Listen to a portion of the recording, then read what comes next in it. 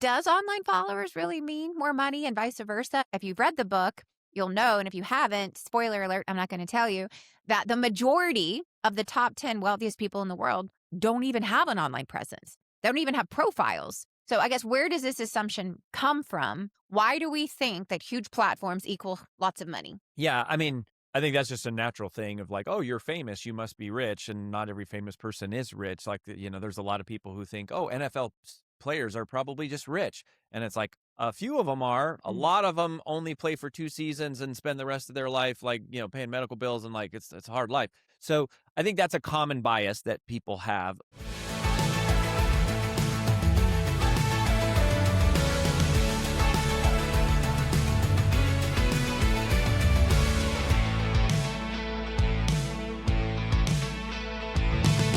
Most creators are playing the wrong game. They are chasing views, they're chasing followers, they're chasing virality, and then they wake up one day and wonder why all this work they've done has never turned into dollars into their banking account.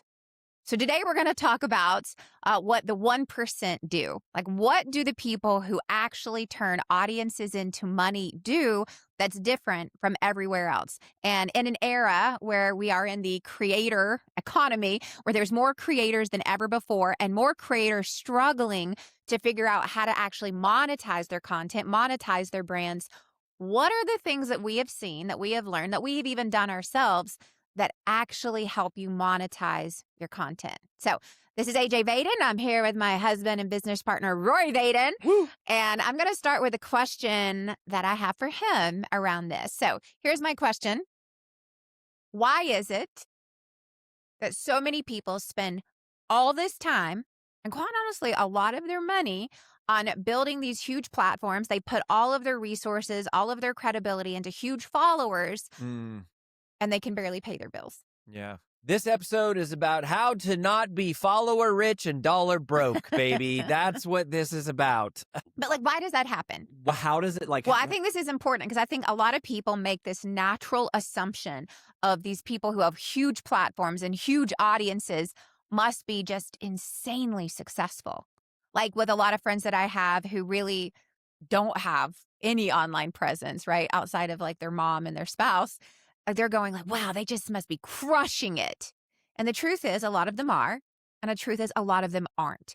But there's this natural, assumption that a huge platform or huge audience today somehow equates to a hugely successful business or a lot of revenue or a lot of, net profit. And it's like, we also know that's not true most of the time. And in fact, in our book, which is behind me here, Wealthy and Well Known, one of the things that I did in the monetization chapter is I went on a deep dive, right? A deep search on, well, does online followers really mean more money and vice versa? And then I think if you've read the book, you'll know. And if you haven't, spoiler alert, I'm not going to tell you that the majority of the top 10 wealthiest people in the world don't even have an online presence. They don't even have profiles. So I guess where does this assumption come from? I think first, let's start there. Why do we think that huge platforms equal lots of money? Yeah, I mean, I think that's just a natural thing of like, oh, you're famous, you must be rich, and not every famous person is rich. Like, there's a lot of people who think, oh, NFL players are probably just rich, and it's like a few of them are. A lot of them only play for 2 seasons and spend the rest of their life like paying medical bills, and like it's a hard life. So I think that's a common bias that people have, but I think the reason why there are people that have large followings that don't make a lot of money is because growing followers is about attracting attention. Making dollars is about building trust. And also, I would say about creating results. So if you have to understand the difference. So there's two different games that are being played here.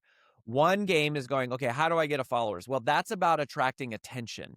But just because you've done something that captured my attention doesn't mean that you've earned my trust. And I think that's the big difference. And I hope and think what we're going to talk about today is like, how do you bridge that gap? Because if you can attract a lot of attention, then there is a huge opportunity to build trust Mm-hmm. and then to create a conversion and then make a lot of money. But there's a gap there. There's a big distance. And many of the people who are great at attracting attention, that's what they're great at. They're not by definition so great at like converting that into dollars. And so they're missing the gap, which is I think some of what we're going to talk about. But the gap, in your opinion, is trust. It starts with trust. Yeah. So I think it starts with attention, and then it goes to trust. In fact, I'll share with you right up front. I'll give you something that we call the 1-1-1-1 framework. And I've been talking about this a lot because I've been practicing this a lot. I'm realizing that what I need is a trust grabber, which would be like an attention grabber. And I only need one asset that's a good trust grabber. So think of it like a reel, right? And I go, if one reel performs, I have a trust grabber. And I can boost that reel and I can force it, or I can just focus on it and push it to more people. So I have my trust grabber. But then I need a trust capture, which is I need to convert that viewer into a lead, right? And so that's like a lead magnet. And so I need to have some other asset that I offer, which in our case is our audiobook, is said, oh, this is really our trust capture. It's our trust soldier, to say, I'm going to give you this in exchange for your contact information. Then I'm going to go with a trust builder. A trust builder is we need to have some experience together that is a longer experience. And then there's a trust transfer, which for us is a free call. So, to build a great online business, I really think you only need those four parts. I need something that grabs your trust. Then I need a something where I capture your information. Then something that really builds deep trust. And then from there can be like a transaction. So that's What would be an example for everyone who's listening of something that really builds the trust? like a trust builder. Mm-hmm. Yeah. So I think that a trust builder is a world-class 1-hour encounter. It could be a speech, right? So we know that a lot of our clients come from watching you or me speaking sometimes together. But it could be virtual as well. It could be the book if they actually read the book. But what we've discovered, and this was a mistake that we made, we could talk about this, or not a mistake, but a learning lesson, at least for me, I would say last year, is I thought our book was going to be the trust builder, but most people don't read it all the way through. So it's not actually the trust builder. It's really the trust capture. Yeah. People will give us their contact information for the book. Right. But if they do read it, it's a trust builder. A great, challenge or a online training, or in many ways, a podcast is a trust builder. If somebody is going to go down the rabbit hole of like multiple lessons, certainly a speech is the fastest. And those would be the big ones. And then, it's like this is our business model, right? We're very transparent about it. Our goal is to earn your trust, offer you a free call, because then the question is only, Are we a good fit? are we a good fit for Are we a your good fit? specific situation? Yeah. And the reason I share that, it's like just to break it down in, real time. Like you can go follow Rory's social media, my social media, our podcast. Like there's lots of things that you'll see this come to fruition of, our entire purpose of doing social media is to just get to the point of how do we build enough trust so that somebody would want to request a call to learn about what we do. It isn't for the sake of having a huge following, right? Yours is much bigger than mine, but neither of ours are huge followings. And I think it's a great point that you can have a super successful business without having a huge following, but there has to be a system and process of what's the point of your content? Like, what is it actually driving to? And, to what Rory said, it's like we did this slightly out of order, and we just recently fixed our order, which has transformed a lot of our recent initiatives into adding that third step, which is what we've been doing as a live webinar. Yeah. So tell them the mistake or the mistaken belief that we had last year with our book launch, and tell them, tell them what we thought. And I was just like, for us, our social media content is the grabber, right? It's like what videos are performing, what content is performing. But that could also be, a podcast or a blog episode or whatever, YouTube video, whatever. But it's like those are the attention grabbers, right? And this was really a 3-step formula last year. Yes. Only recently has this become a 4-step formula with that extra one. It was just a 1-1-1. Now it's 1-1-1-1. Which is what I I learned. think That it's was the really big, important. big And that's mistake. why I wanted to pause and ask, That's because good. we were using all of our social content as the grabber. And then our book, our free audio book, was really the builder, right? And then what we realized is like, oh no, most people get books, never listen to them, or they get books, start them, never finish them. Or, they get the book and they read it, but they never take any action on it. Have you finished our book? Have you read it? We give you it for free, but my guess is maybe you haven't read it. Hopefully you have. No, but I think that we should have known that, because I think we very much believe in the more you have invested in something, the more likely you are to see it come to completion. Totally. And anything that you get for free, it's easier to not complete, right? And that's the importance of financial investment into anything that you're doing, because the more you have invested, the more likely you are to complete it. Yeah. However, nonetheless, this wasn't about that. It was about like, how can we give away something that we believe is of value to people who need it, regardless if you pay for it or not. But the big mistake we made was thinking that we could go from a social media post to a free audiobook to a free call. And what happened is there wasn't enough of the consumption of the book to build enough trust to create the free call. That's it. And that was an aha for us. And then at least I was oh so reminded of, well, of course they're not all listening to it. They didn't pay for it. It was a free download that they probably got. And they're like, free stuff. It's like me. I go to Costco. I got to have all the free samples. I need all of them. I don't even eat it. I don't even buy it. I just need it because it's there and it's free. I think a lot of us have that, right? It's like, it's free. It's like we go to the Preds game. I take every single free piece of junk. And Rory's like, why? Why? So much free garbage. I'm like, it was free. I have to have it. But then it's like, but why? And then Rory like throws it out when I'm not looking. But I think a lot of that happened True with our story. audiobook, right? It's like, oh, it's free. Got to get it. Doesn't cost anything.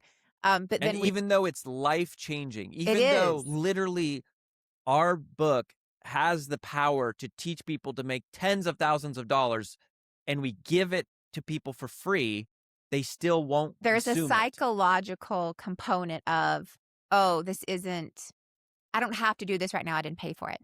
I don't have to finish it. It was free, right? Versus if I go buy something, I'm gonna finish it because I paid for it. And there is that psychological component that everyone should just be aware of with free stuff, right? So you can't use those as your trust builders per se.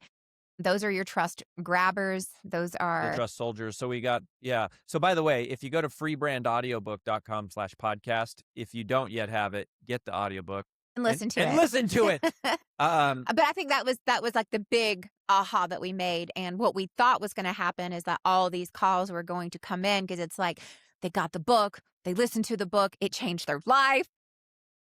And they didn't listen. And they didn't listen to the book.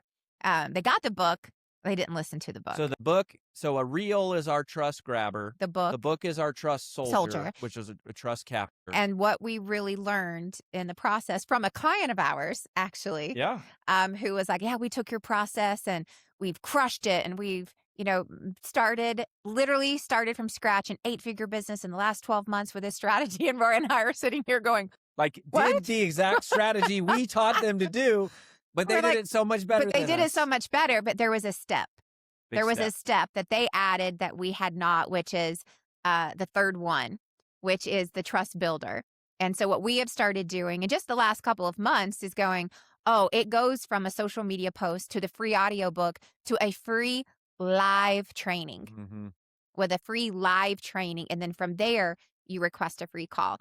And I think this is a callback to everyone who thinks evergreen webinars that are recorded will do the job for you. We have tons of those.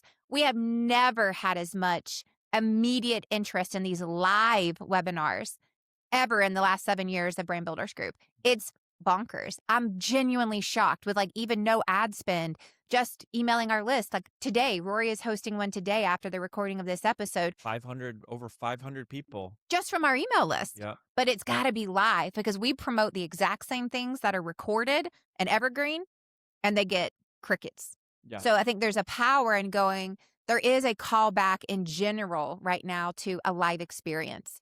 there's also the urgency, right? As you go, It's the happening yeah, right then. the power of evergreen is that it's evergreen, and Yeah. so even if it converts at a lower percentage, at least it's converting 24 hours a day, 7 days a week, so that's exciting.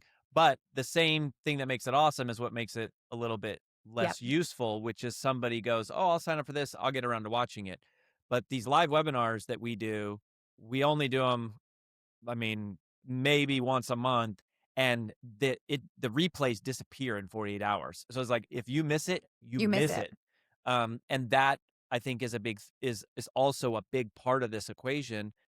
And I've had so much fun reconnecting. I'm like, why have we not been doing this? Like, why am I spending 20, 30 hours a month creating content for people to watch on, Evergreen, when it's like I could just go live for an hour and like be with people, and we have such a bigger response. And I do think there is a lot of that comes to it's like there is naturally always going to be more trust created in a live environment, even if it's virtual. Yeah.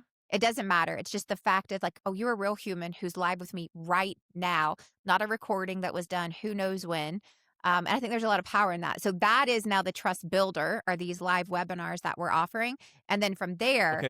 Where you going there? Well, I got to pause on this because what is edifying about that to me is, let's talk about AI for a second, right? There's a little bit of this fear of like, oh my gosh, AI is going to replace all the knowledge, information, and all the experts, and AI is like, we're all going to just watch AI videos, and it's like, no, we're already seeing this and have been seeing it. It's like evergreen video content has been available for years, and it does have value, but people are over indexing massively on a mhm, live experience. What's the difference? Technically, it could be a recording or not. It's that we're all in this human human experience experience. together. Yeah. That's encouraging, and that's why we bought the building last year and are doing more in-person events for our members. It's why we do live virtual events. Hmm. Our members, one day every month, at least one day every month, we do a live event where we teach our curriculum live. They all have access to the curriculum 24/7 in the learning management system, right? Like in our portal, but a lot of people prefer to just, I want to show up live. I want to be able to ask questions. I want to meet other Yeah. people.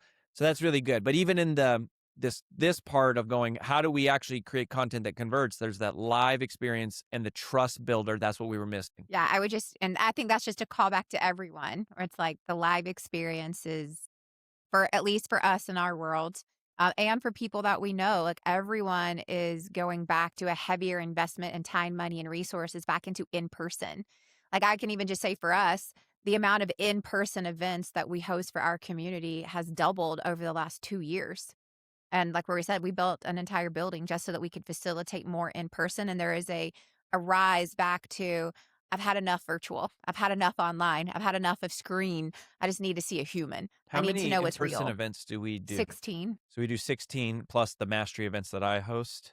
I include Or them in that is there. But included in that? Yeah. So it's a lot. it's a lot. So then from this live virtual webinar, then we do the trust conversion, which for us is a free brand strategy call. Hmm. But I think that's a really big thing. So if you're sitting here going, I have this huge platform and no one's requesting calls, and I'm like, well, you're missing two steps, right? And I think you've got to ask yourself, like, what is your trust conversion process? How do you attract them? Then it's like, how are you actually creating that trust soldier? Then how are you actually building and establishing that trust? And then how are you converting that trust? I think most of us are just trying to get there too fast. We're Yes. skipping some steps. We're trying to get there too fast. You cannot go from a social content video to a request a free call. That And is too search to a sales page, which a lot of people are going, well, I've got this big following, and like, I launched my t-shirt company, and whatever, nobody buys. Or like, I have this, I post videos on social media, and I've done that for 5 years, and then like I tell everyone to go buy my $2,000 course and nobody signs up. It's because you're missing well. steps. I'd even say, like, how many friends do we have who have very large email addresses and they're like, I have a huge email address, a loyal following. I'll have no problem with book sales. Oh yeah. And even with a $20, $30 book sale, they're like, wait, what happened? And it's because it's too fast of a transfer. It's like you can't just go from a cold email to give me your money and buy this book. Even if you have a huge email list with quote unquote loyal followers, it's too fast of a trust transfer. And we have We have clients, literally, we have clients where Oprah, literally the Oprah, holds The up their Oprah. book and says, "Hey, my friend has a new book coming out today. Y'all should go buy it." Doesn't move the needle at all. Like, doesn't move the needle at all compared to this other stuff that we're talking about. We have clients almost every month at this point who are on Good Morning America and the Today Show, and authors think, "Oh, if I could just get on like the Good Morning America would like sell all the books." It's like we see it every month. It might move 800 or 1,000 units. It's not nothing, but it's nowhere near what it takes to hit like the New York Times. You're talking like you need to move 15, 17,000 units in a single week. And going, the process that we teach and the reason we have so much success with high dollar offers and monster book launches and things is because it's trust, it's humans, Mhm. and you can't skip steps. Otherwise, people just they're not going to buy. Yeah. So I think that's been a huge learning process for us and sharing that with you guys. It's nothing is going to perform better than a live experience with you, right? So part of that is what is the thing that you have that can grab some attention, which is valuable content that you can share online, right? But then it's like, what can you provide, right? The lead magnet that's going to establish a little bit more trust. And then from that, what can you offer? And we're saying what we are seeing for us at least is a live training event, right? A live virtual training event, an hour, and you can make that however you want. And you don't have to go buy a bunch of, ads for this. It's just promoted to your list, promote it to your followers. And then from there, you say, here's the offer. Is it a free call? Is it, you know, a course, whatever your offer is? We're just saying there is what we believe is working really well, a 4-step process. Yeah, and if you're going to make an offer, like a full offer where you sell with like you try to collect a credit card, like if you go, I have a trust grabber, then I have a trust soldier, like a trust capture, and then I have a trust builder, and you try to sell on the trust builder, that can be done, right? That's a full offer, what we would call a full offer webinar or a full offer sell from stage. But that takes a lot of science and a lot of training because you're having to move a group of people through a set of psychological questions that I mean, they're biological, connected to how the brain operates, and there's a lot of training that's training that we provide to people, but like it's not for the faint of heart. Like it's the real deal. The other thing we should talk about is the even the free content that you create is you need to share success stories of your clients as part of the free content. Your testimonials and your case studies of your clients will never go viral. It's not what goes viral, but it is what converts people, right? So a lot of people with big followings go, "Ooh, I don't want to post that. I didn't get good engagement or I didn't get a lot of views." That's right, you don't.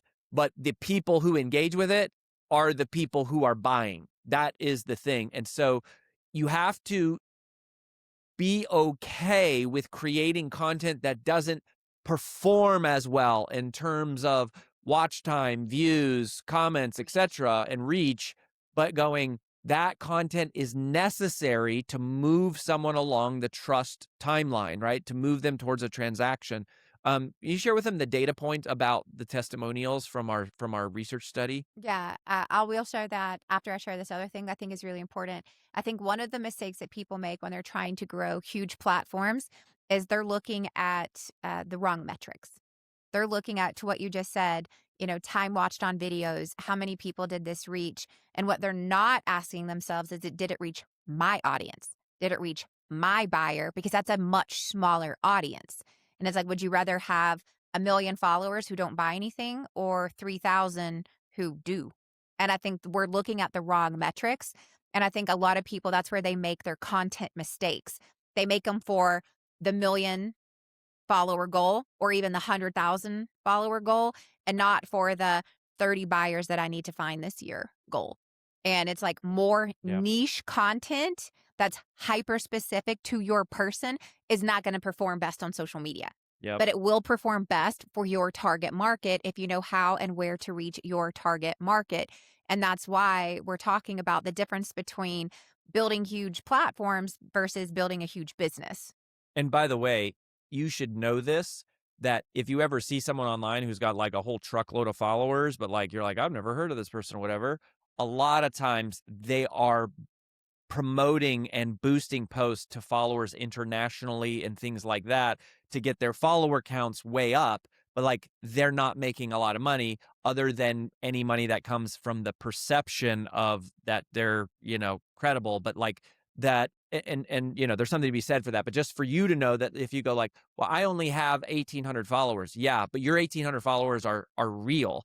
And part of why we don't advocate boosting just to get large view counts is because when it does come time to run your ads and when it does come time to scale your business, the most powerful thing that you have is your actual audience, because the algorithm can say, find people like my audience.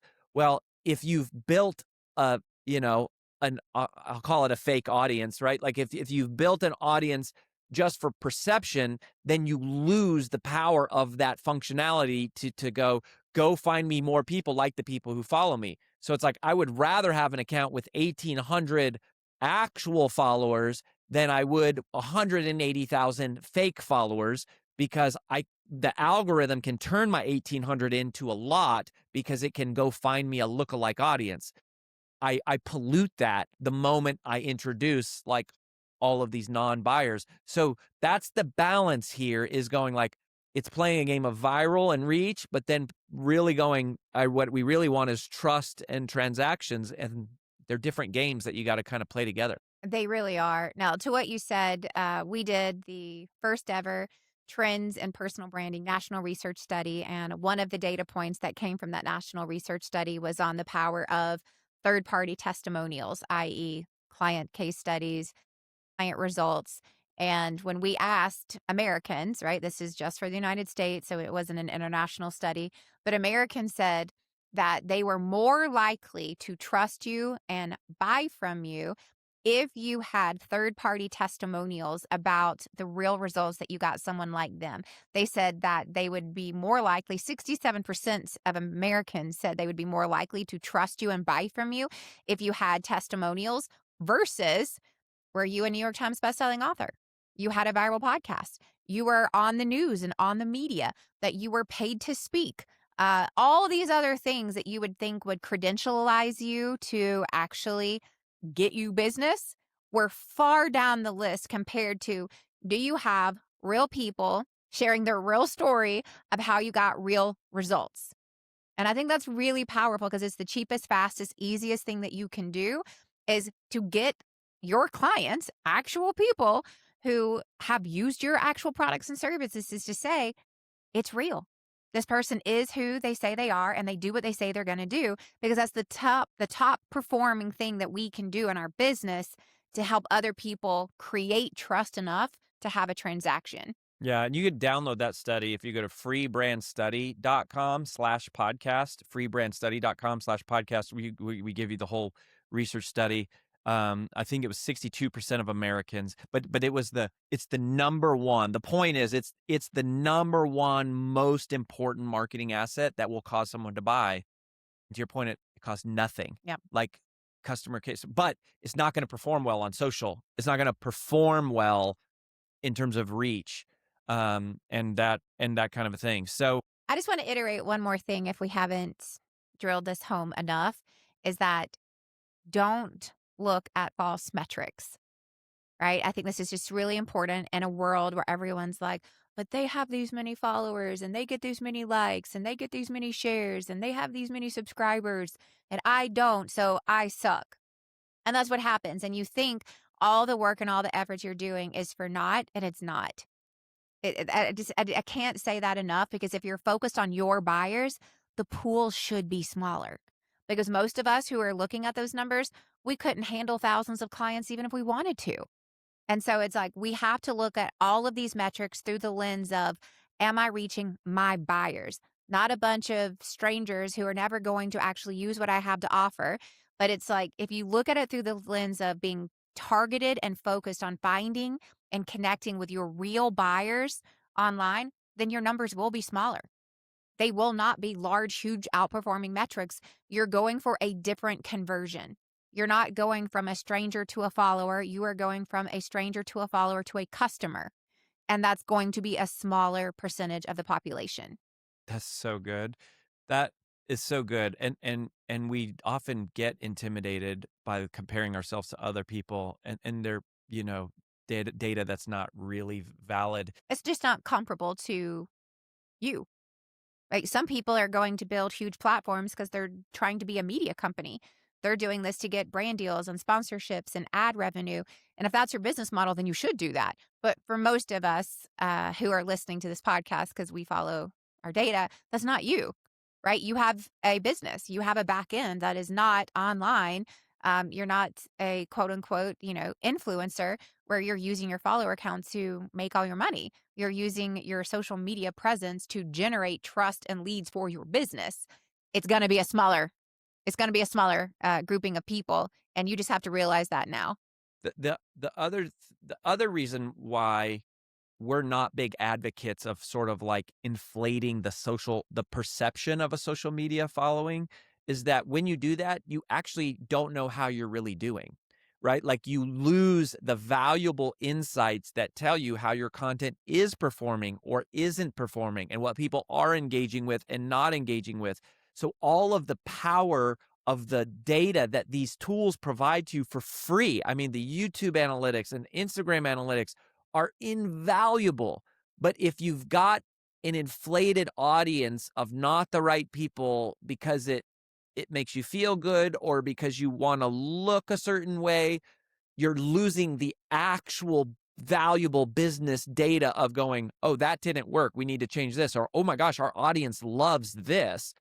Because if it's not your real audience that's there, then the data says, oh, my audience loves this, except that's not your real audience that loves that. That's your fake audience that loves that, right? So it's like, that's a part to just, again, just don't be intimidated by it and go, no, operate like a business person, not like a fake fluencer.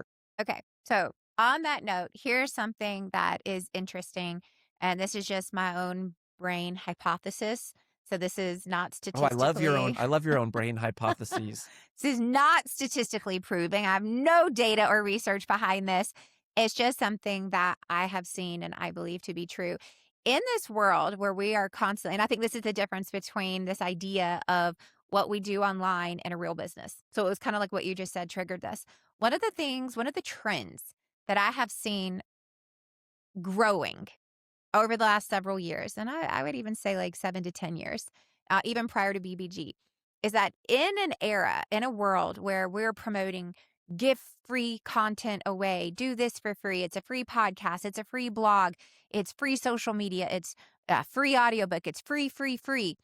I believe that something has happened to a lot of people that actually makes them forget or become underconfident into finally asking for money.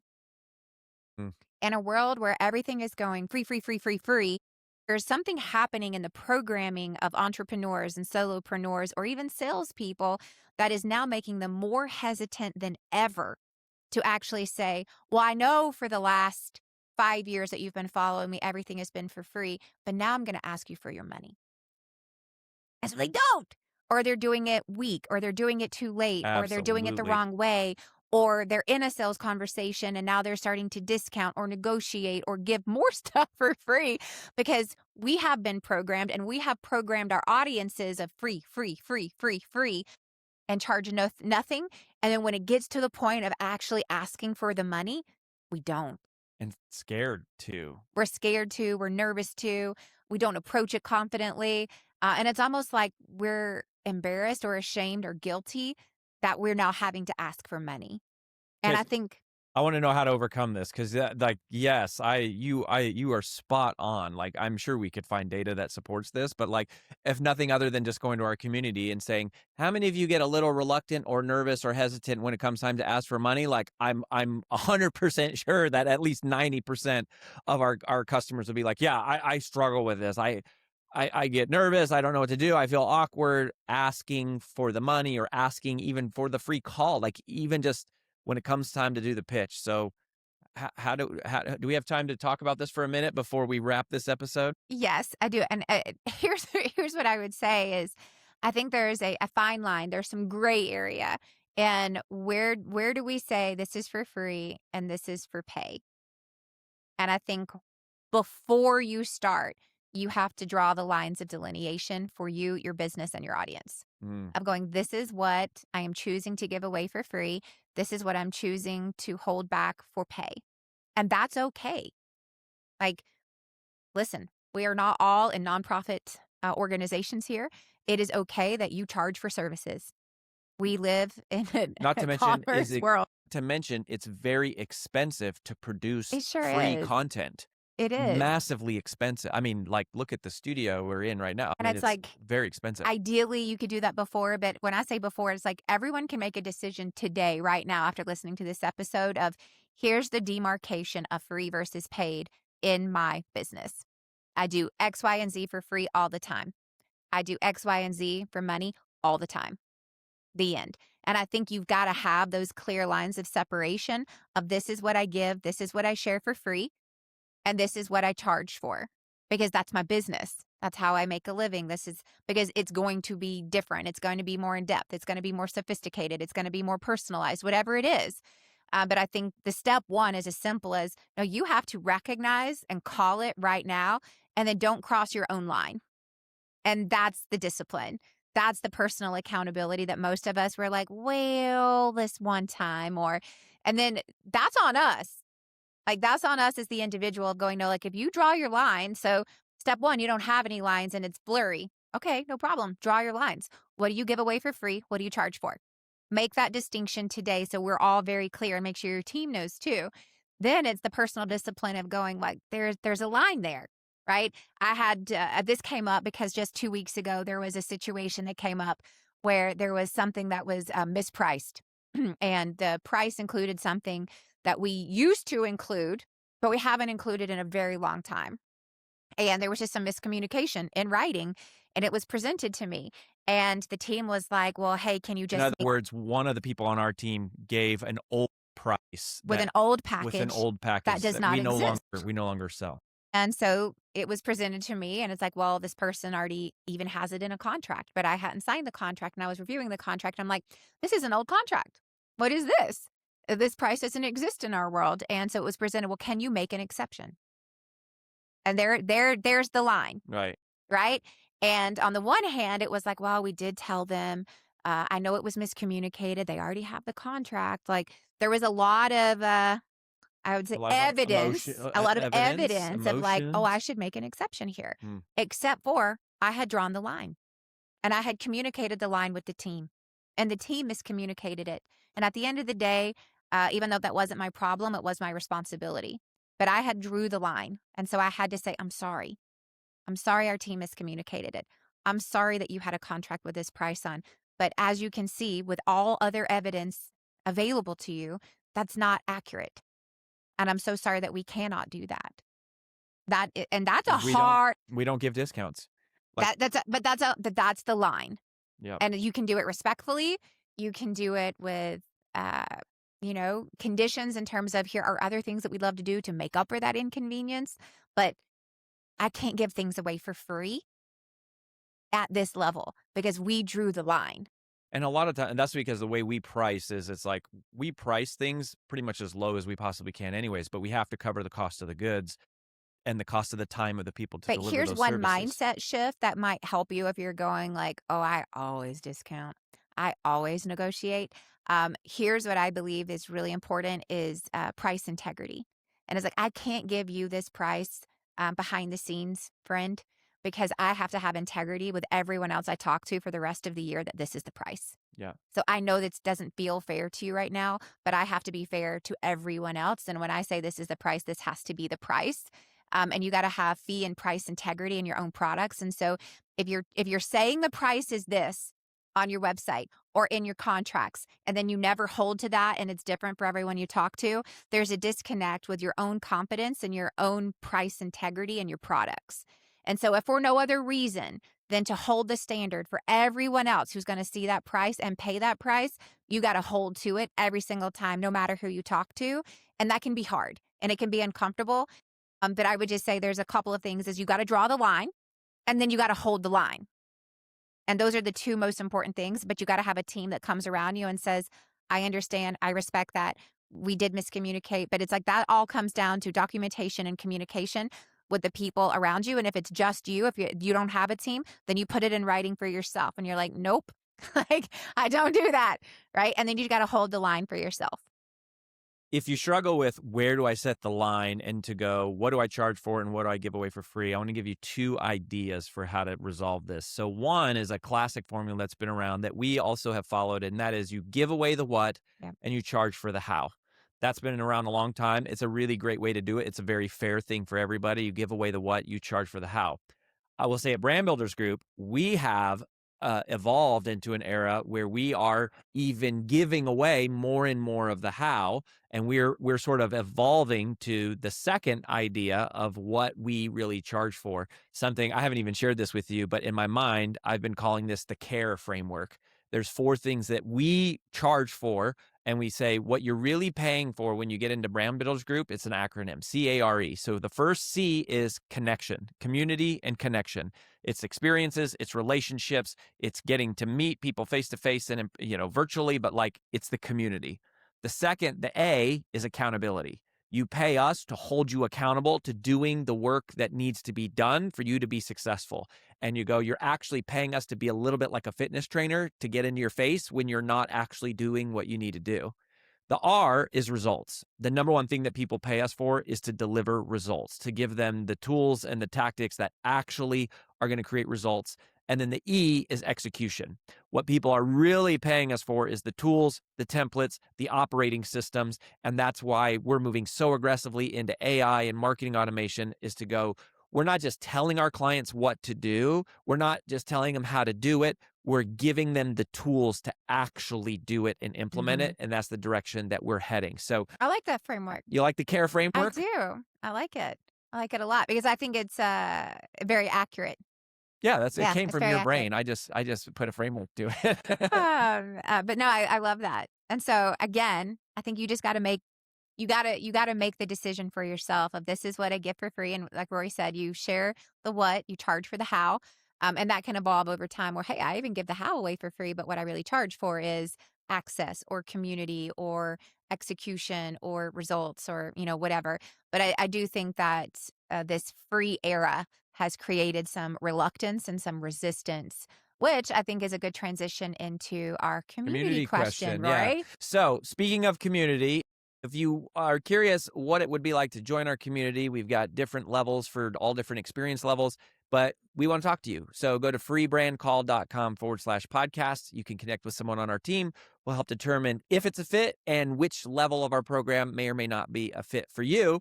And one of the things you get when you're a community member is you get to submit community questions for the podcast. This is every week. Our BBG members vote on the most pressing question they want us to break down, and the one with the most upvotes becomes the featured community question. This question comes from Melissa. She says, I have been a BBG client for almost a year. I've done the work on my positioning statement. I know my message, and I genuinely believe in what I do. But every time it comes to asking for the sale in my content, I completely shut down. I end up giving away everything for free because I'm scared at the moment I pitch something that people will unfollow or think I've sold out.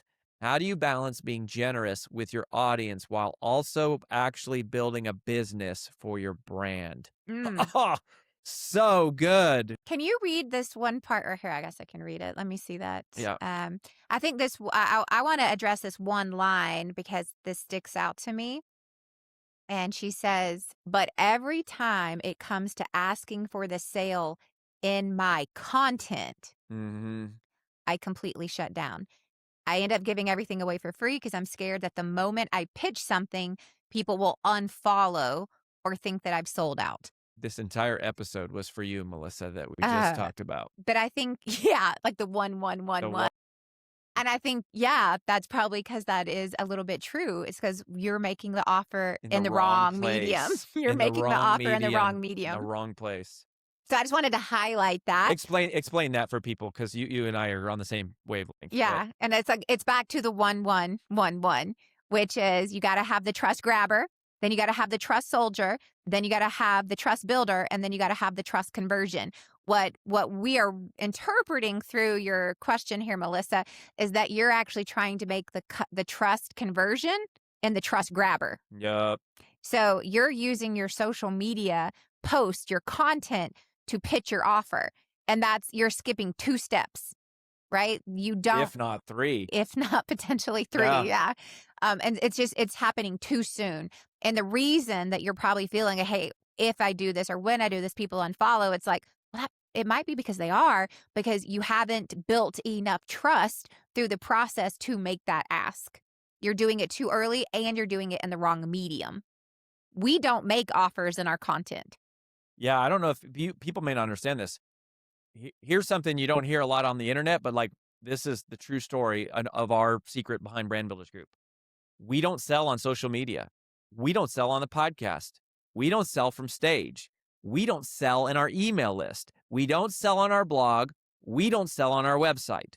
Everything we do is about using content to add value and build trust, to where the only thing we give people a chance to do ultimately is request a free call and have a one-on-one conversation with our team to help sort out if it's a fit for each of us to work together. So people don't feel like they're getting sold to, hopefully, because they're not. And if a free lead magnet or a free training or a free call feels too salesy for them, then please unfollow. Like Yeah. if our free content, It's just not our audience. it's just not you're not That's our person. okay. Like you're not ever going to buy anyways. So we give away massive value, and then we offer these other free experiences in the 1111. And then the only people who ever hear a sales pitch, the only people who ever hear the price, the only people who ever have to sit through what's included, they Whoever get gets to. to. The only people who get to are the people who've raised their hand to say, I already trust you. I've been following. I'm curious. I'm opting in. I want to know. Opting in. And we spare the 97% of people who watch the video. They're like, I'm not ready to sit through a sales Great. pitch. So great. You don't. And our free call is not a sales pitch. It's a conversation. But the point is going, we don't even share the price. It's not that we're hiding the price at all. It's that they're not ready to hear the price until they raise their hand and say, okay, I'm ready to hear the price. Right. I would just encourage, and then again, we don't do it right all the time, and we're definitely not perfect or the most sophisticated at this. But I would just encourage, if you just want to use our social media as an example, we don't even offer free calls in our CTAs. Almost never. I mean, Like our call to actions, right? Our CTAs are very simple. Follow here or download the audiobook. Follow here or download the audiobook. It is free content, free value. Then again, the trust grabber, and we are rather trying to grab them as a follower, or we're trying to grab them as an audiobook download, and that's the trust soldier. So our entire process on social media is just to move them from somebody who saw something on social media to somebody who downloaded the free audiobook. So we don't even give them really a call to action to request a free call. That happens at the next stage. So I would just say it's too early and it's just in the wrong medium. That's it. And that's probably why you feel a hesitancy and you're like, I don't know. I would say trust your instinct on that. It's like wrong medium. Now, we will make conversion opportunities in our DMs. Right? So when people are in our DMs and they've engaged and they downloaded the audiobook, then we'll say, hey, would you also like to take us up on a free call? But you won't see us promoting that in our content. we don't even put the price in DMs though. It's still a free call. It's still a free call. But it's like, I would just say, even in that, it's still in a private conversation that we give them the opportunity to opt in to an even more private free call. And that's because there are some things that are done in public, which is promoting your trust soldier. Then there's other things that are done more in private when it's the right time for the right person in the right medium. But that isn't a large broadcast. Hey, you've been following me for a while, buy this. It's like, hey, you've been following me for a while. I want to give you something else for free. Hey, you got this other thing for free. I want to invite you to this other free thing with me. Then at that thing, I'm going to invite you to buy something. 2 other ideas if you struggle with the fear of making the ask or the pitch or the offer. One is a mindset thing for you, and one has to do with your customer. So number 1, let's talk with you. So first of all, if somebody's going to unfollow you because something is available for sale, that person's never going to buy anyways. Yeah. So why are we so concerned with them following, right? Like, why do we care? And going like, I'm giving you away all this content, and if the fact that I have to make a living somehow turns you off, by all means, stop absorbing the free content. Like, so you got to just let that go. The other thing, though, about making an offer is It is a service to charge people money for things. Why? Not because you need the money, but because the more they pay, the more they pay attention. The more they have invested into something, the less likely they are to let it fail. Charging them makes them show up, right? Everyone could do push-ups and sit-ups in their home. But they pay for a gym membership to have a reason to go, and they pay for fitness trainers for a higher level of accountability. That is an actual biological need to go, the more I've put into this, the more likely I am to do the work, the more likely I am to get the result, right? So it's a service to charge money. It's a valuable thing to collect money from people for their benefit, not just yours. So those two mindsets will help you be more confident when you make your next offer. I guess we should land the show. I guess so. Hey, if you are watching and you go, oh my gosh, I have a friend who struggles with asking for money, or has, struggles with converting their audience into money, share this episode with them. It's totally free. And we're not going to sell them anything yet, unless they go, you know what? I really like you guys. I believe in what you're doing, and I want your help implementing these things. And I want to be around a community of other like-minded people. I want accountability. I need help creating the results, and I need support with the execution of these principles into my business. If that's you, go to freebrandcall.com/podcast and let's talk and just see if it's a fit. And if it's not you right now, keep tuning in, keep coming back, and share this with people who need it. Your mission matters. We'll catch you next time on the Wealthy and Well-Known podcast. Now listen, I know this episode is free, but you better subscribe. Otherwise, we'll start charging.